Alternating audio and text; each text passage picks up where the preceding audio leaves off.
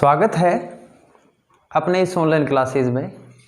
मैं महेंद्र बाना आपके लिए लेके आया हूँ कक्षा 11 के भौतिक विज्ञान के चैप्टर नंबर 4, जिसका नाम है मोशन इन प्लेन या समतल में गति। और उसका अपन आज अंतिम टॉपिक पढ़ने जा रहे हैं इस चैप्टर का, जिसका नाम है प्रक्षेप्य गति या प्रोजेक्टाइल मोशन।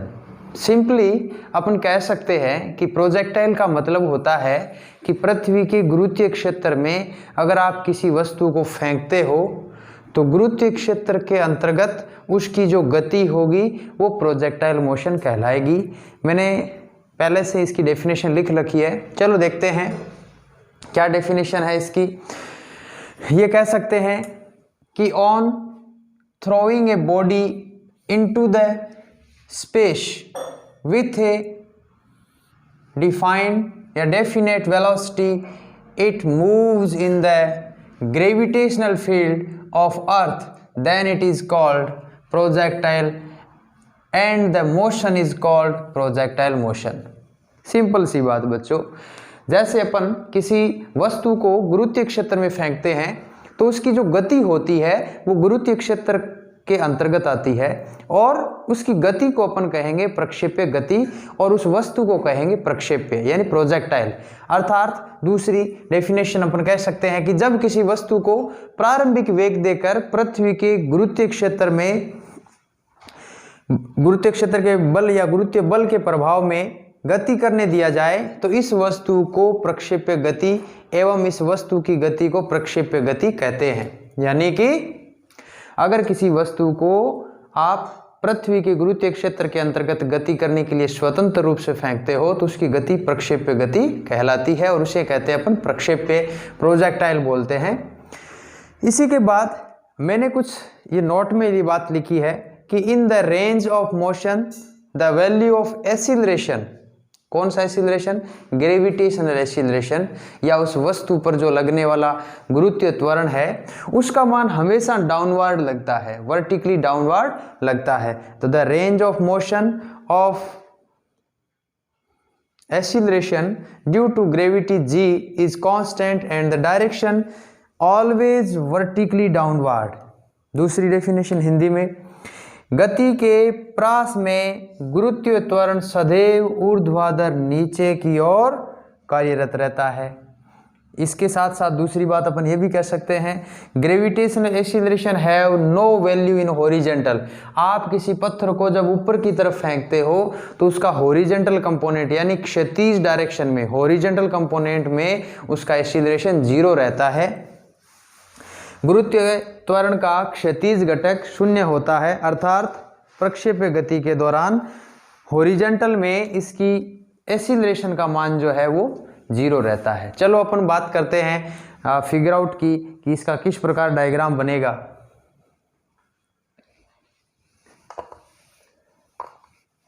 ये डेफिनेशन थी बच्चों, अब देखते हैं किस प्रकार से इसका डायग्राम बनता है। नाउ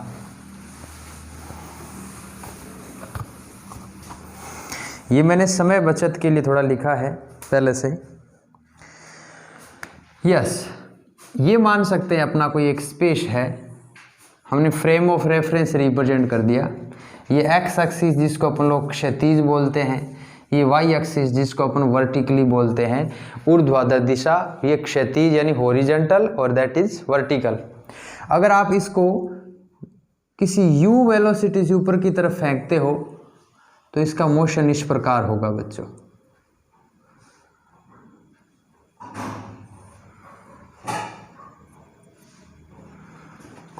इस प्रकार इसका मोशन होगा। अर्थात जब आप किसी वस्तु को ऊपर की तरफ फेंकते हो, मान लो आपने यहाँ पर इसको u वेलोसिटी इसके ऊपर की ओर फेंका है।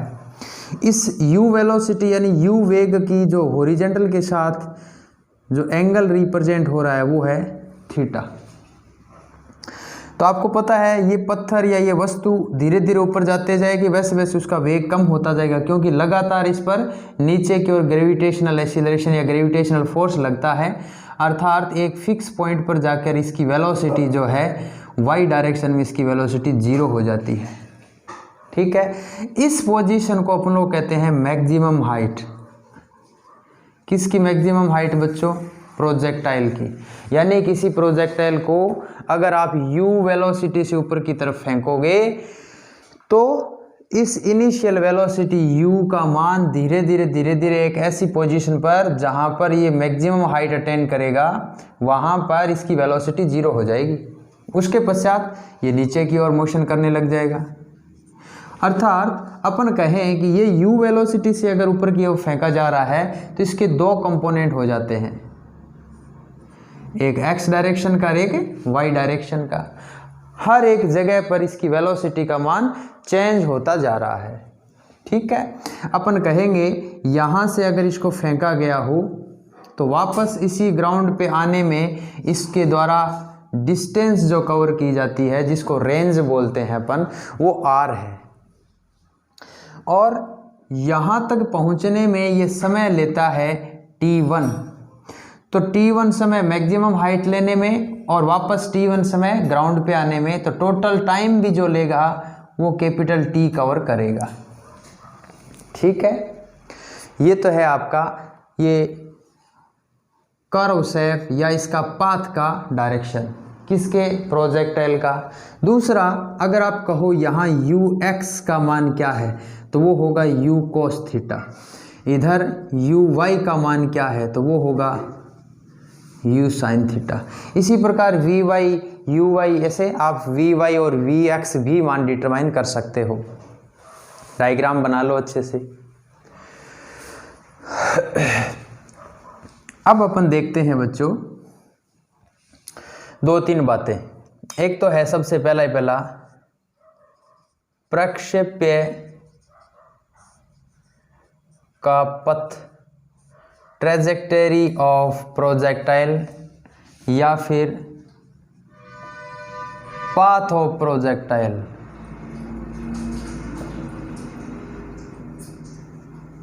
ठीक है, पाथ ऑफ प्रोजेक्टाइल या फिर ट्रेजेक्टरी ऑफ प्रोजेक्टाइल।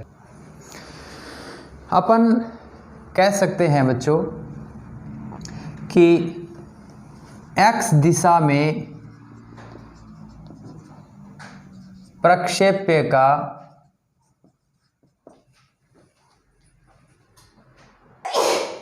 x दिशा में प्रक्षेप्य का वेग जो होगा वो होगा ux, जिसको अपन कह सकते हैं u cos थीटा। ये कौन सा वेग है? प्रारंभिक। तो अपन कह सकते हैं प्रारंभिक वेग x दिशा में, फिर y दिशा में तो uy is equal to u sin theta. ठीक है, तो अपन कह सकते हैं initially velocity along x direction is ux is equal to u cos theta, जिसको अपन हॉरिजेंटल वेलोसिटी भी बोल सकते हैं। And in y direction, in y direction क्या हो जाएगा? इन y डायरेक्शन uy का मान आ जाएगा u sin थीटा। ये दो बातें तो सबसे पहले लिखो। उसके बाद अपन कह देंगे एसिलरेशन। मैंने ये पहले से ही कह दिया कि x डायरेक्शन में एसिलरेशन का मान 0 है, केवल y डायरेक्शन में वो भी नेगेटिव है, क्योंकि g का मान ये हमेशा नीचे की ओर ही लगता है। चाहे आप ऊपर की ओर प्रोजेक्टाइल को फेंकोगे, पत्थर को फेंकोगे या किसी वस्तु को फेंकोगे तो ग्रेविटेशनल एसिलरेशन नीचे की ओर ही लगेगा। जब ये नीचे की ओर आने लगेगा तो भी ग्रेविटेशनल एसिलरेशन नीचे ही लगेगा, उस टाइम वेलोसिटी बढ़ने लग जाएगी। ऊपर बढ़ रहा है, ऊपर जब इसकी वेलोसिटी जा रही है तब वेलोसिटी घट रही है, जैसे ये नीचे आने लगेगा तो वेलोसिटी बढ़ने लगेगी। चलो, दो बातें ये आ गई अपने पास। अब अपन कह देंगे एसिलरेशन, त्वरण इन x डायरेक्शन, जिसको अपन हॉरिजेंटल बोलते हैं। x दिशा में, तो आ जाएगा ax is equal to 0 and in y direction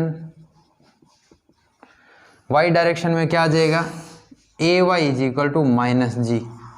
ये चार बातें आपको अच्छे से याद रखनी है कि x डायरेक्शन में ax का मान 0, या आप ये कह सकते हो बच्चों ux का मान u cos थीटा लिख सकते हो, uy का मान आप कह सकते हो u sin थीटा इस कंपोनेंट पे।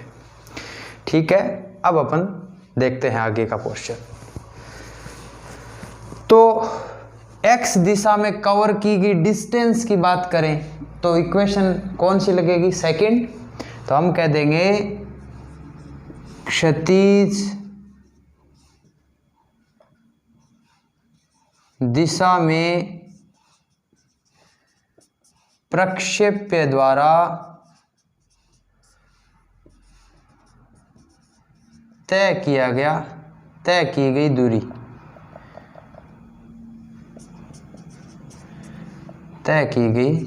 दूरी,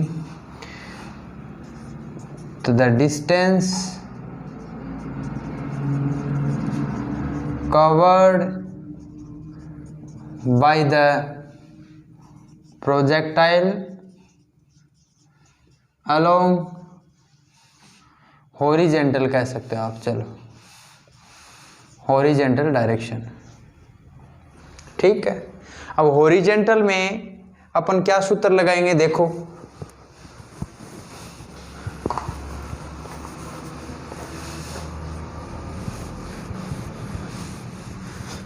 मैं दो तीन बातें अब एक साथ लिख देता हूँ, डायग्राम आपके बना हुआ है बच्चों। अलोंग हॉरिजेंटल डायरेक्शन आपको मैंने कह रखा है ux का मान है u cos थीटा, uy का मान है u sin थीटा, ax का मान 0 है, ay का मान माइनस जी। ये चार बातें यूज में आएगी अपने।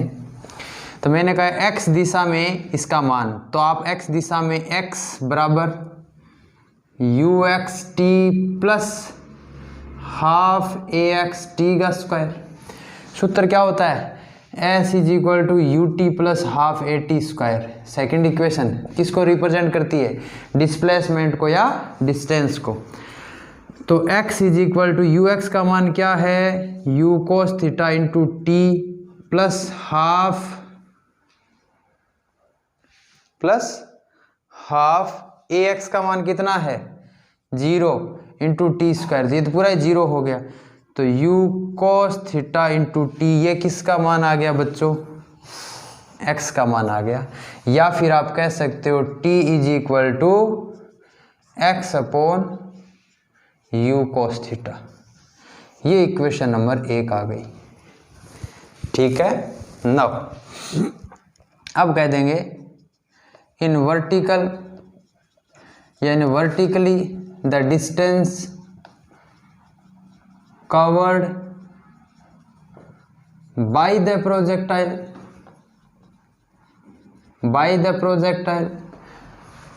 ऊर्ध्वाधर दिशा में प्रक्षेप्य द्वारा तय की गई दूरी। तो ये क्या आ जाएगा बच्चों, y is equal to u y t plus half a y t square. आपको पता है यू वाई का मान कितना है, यू वाई का मान है you sine theta into T, और जी इस ए वाई का मान क्या है माइनस जी, तो माइनस बाहर आ गया, हाफ जी टी स्क्वायर। अब t का मान कहां से रखेंगे, बाय इक्वेशन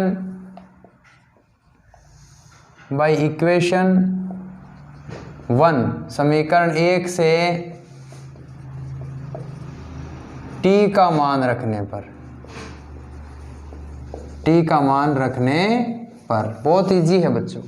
पहले x का मान निकाल लो, फिर y का, ये ऊपर वाली ये चार बातें आपको याद रखनी है। इसी के हिसाब से सब डेरिवेशंस आ जाएंगे। तो y is equal to u sine theta और t का मान कितना है x upon u cos theta, तो x upon u cos theta minus half g t की जगह क्या आ जाएगा x upon u cos theta का होल स्क्वायर, क्या आ जाएगा x is equal to x upon u cos theta का होल स्क्वायर। अब देखो u से यू कैंसिल, साइन थीटा बटा कोस थीटा क्या होगा टेन थीटा और x इसके मल्टीप्लाई में, तो ये बन गया x टेन थीटा क्योंकि u से यू कैंसिल हो गया, माइनस हाफ ये जी एक्स स्क्वायर आप कह सकते हो इसको, जी अपॉन ये कह दो u square cos square theta into x square,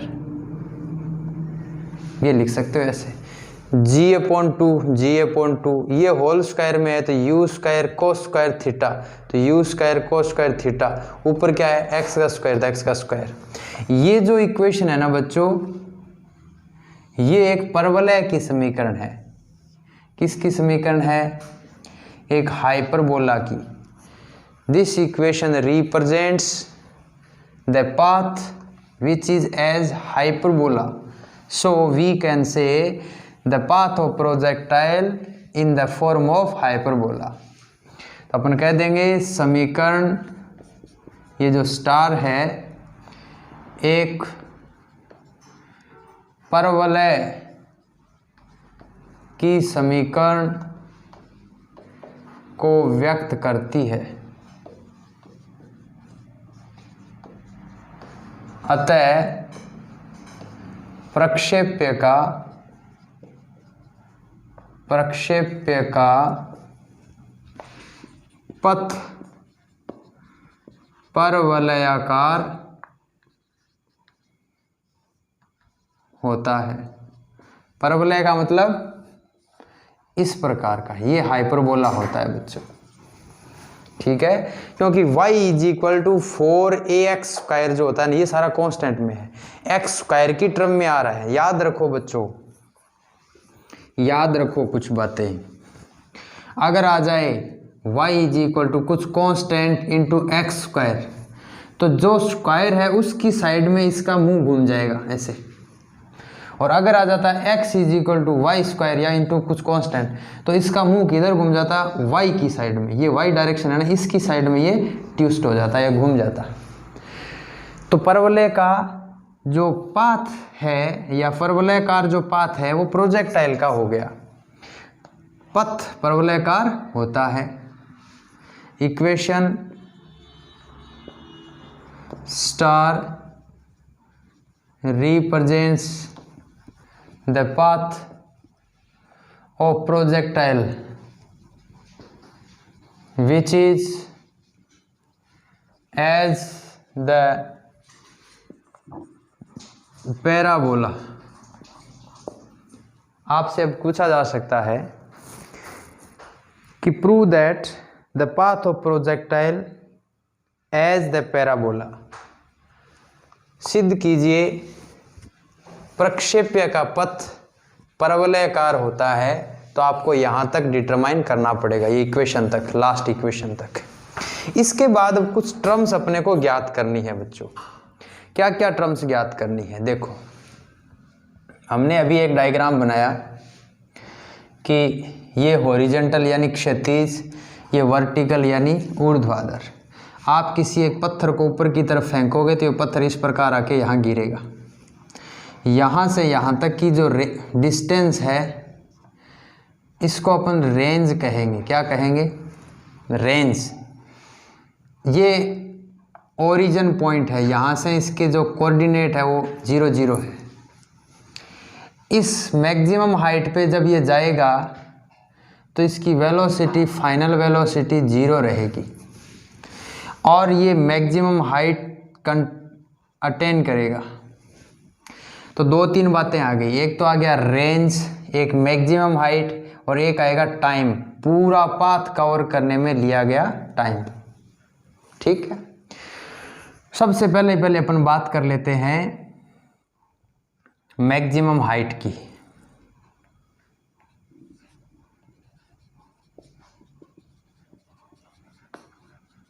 maximum height, अधिकतम ऊंचाई, अधिकतम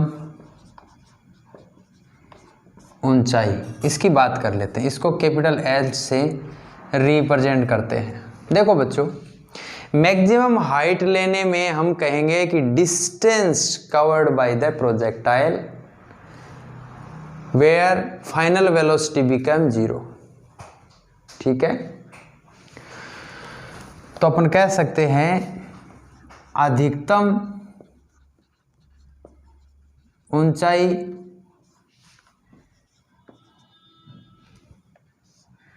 के समय प्रक्षेप्य का अंतिम वेग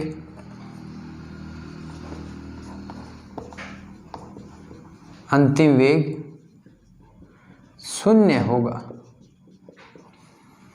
ठीक है, eight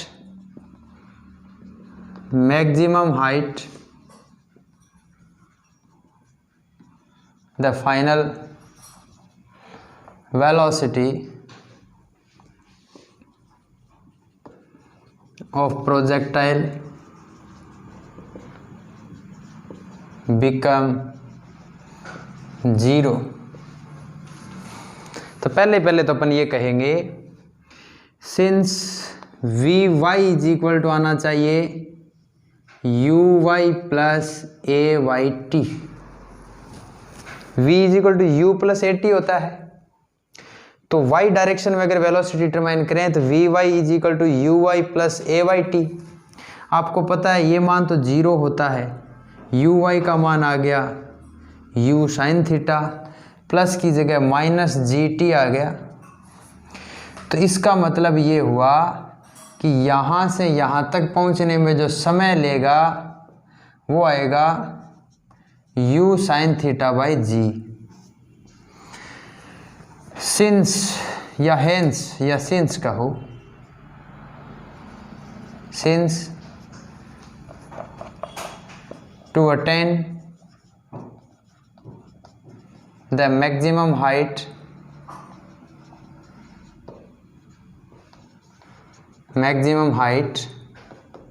it takes t is equal to U sin theta by G times। अतः अधिकतम ऊंचाई लेने में प्रक्षेप्य द्वारा t बराबर U साइन थीटा बटा G समय लिया जाता है।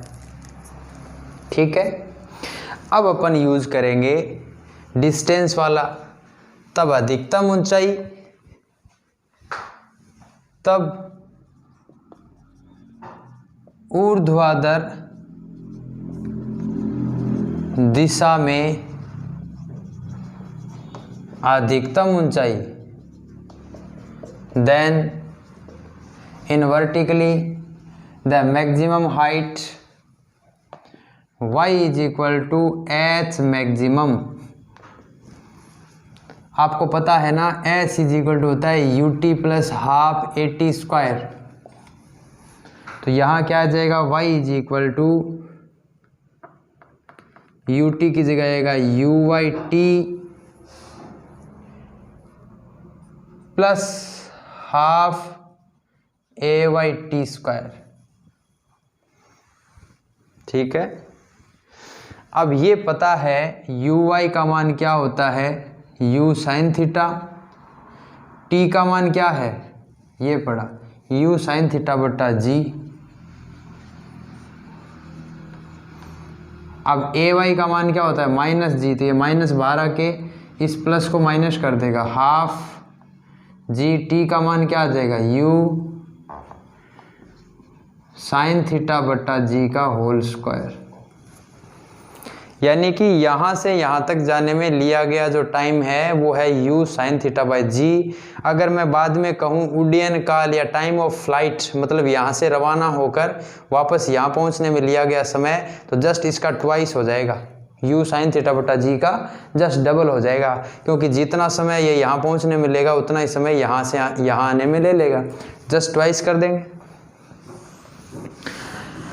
तो देखो क्या आने वाला है, ये आ जाएगा u square sine square theta by g minus half, ये आ जाएगा g से g कैंसिल होके ये स्क्वायर की फॉर्म में है, ये आ जाएगा u square sine square theta by g, ये एक g से कैंसिल हो जाएगा। ढंग से अगर देखो u square sine square theta बटा जी अगर कॉमन निकालो तो 1 माइनस हाफ बचता है। ये किसका मान चल रहा है भाई, h मैक्सिमम का चल रहा है।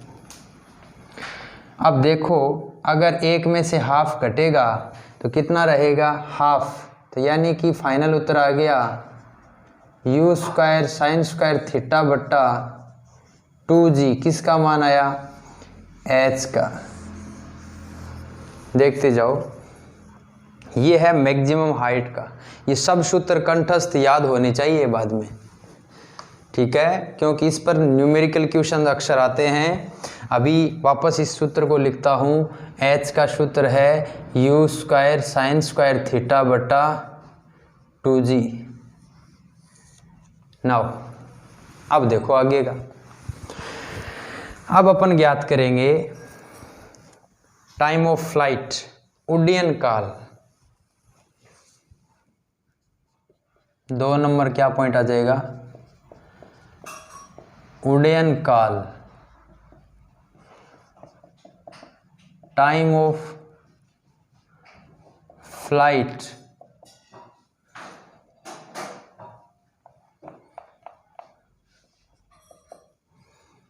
ठीक है, इसको कैपिटल टी से रिप्रेजेंट करते हैं।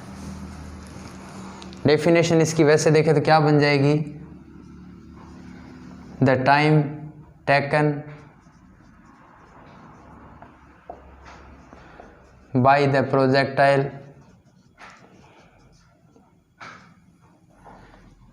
To reach at the same plane where it have been thrown,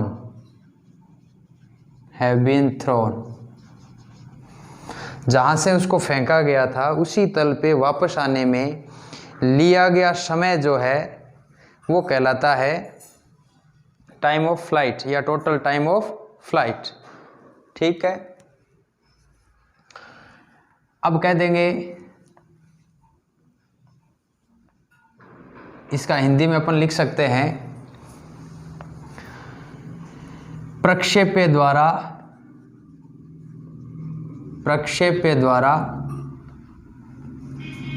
जिस तल से फेंका गया हो, प्रक्षेप्य द्वारा लिया गया समय, 1 मिनट, प्रक्षेप्य द्वारा लिया गया अधिकतम समय, जहां से उसे फेंका गया हो, उसी तल में आने पर, उसी तल पर पहुंचने में। ठीक है, चूंकि अधिकतम ऊंचाई h ग्रहण करने में लिया गया समय t बराबर u साइन थीटा बटा g होता है। अतः उड्डयन काल t बराबर 2t, इसका मान आ गया 2u साइन थीटा बट्टा जी। इसमें कोई स्क्वायर का फॉर्मूला नहीं आता, 2u साइन थीटा बाई जी। अब अंग्रेजी मीडियम वाले इसको कैसे लिखेंगे, 2 लाइनें रही है इनकी। यहाँ लिख सकते हो since to attain the maximum height by the projectile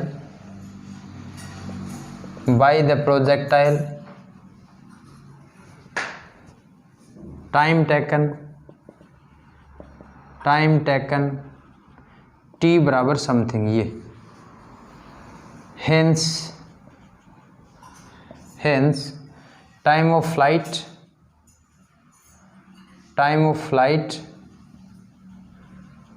capital T is equal to 2t,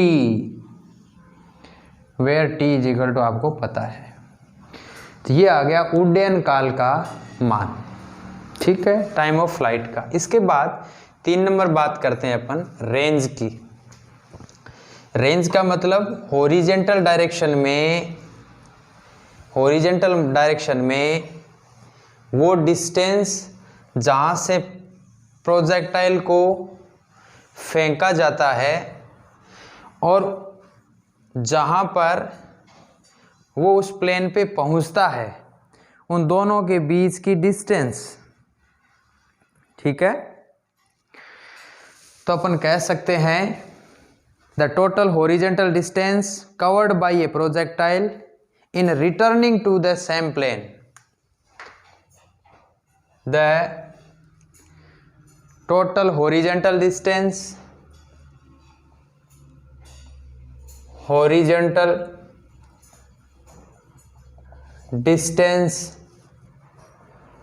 covered by the projectile to returning back on that plane where it have been thrown। क्षैतिज दिशा में प्रक्षेप्य द्वारा तय की गई दूरी